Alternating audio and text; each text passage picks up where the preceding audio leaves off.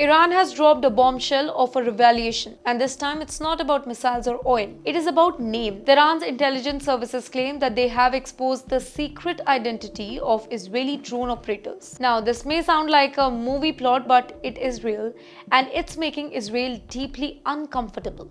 According to Iran, the list includes personal data, that means phones, names, addresses, all of those who operates Israeli drones, all these details are right there. And here's the chilling part.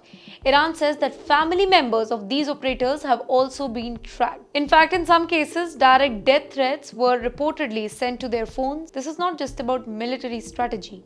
It is psychological warfare. By revealing these details, Iran is trying to send a message loud and clear. The message is that we know who you are and you are not untouchable. You know why drones? Because drones have been Israel's silent weapons in many of its recent conflicts.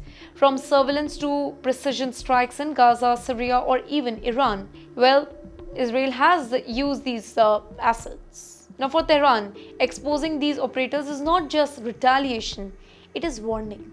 This particularly comes after Israel's Operation Rising Lions and other strikes that hit Iranian linked sites. Iran wants to show that they too can play the shadow game just like Israel. So here's the bigger picture. The bigger picture here is about cyber warfare and intelligence battles. In today's world, wars aren't just fought on the battleground or in the skies. They are fought in cyberspace as well. By releasing this data, Iran is trying to demoralize Israel's military ecosystem, making soldiers and their entire families feel vulnerable.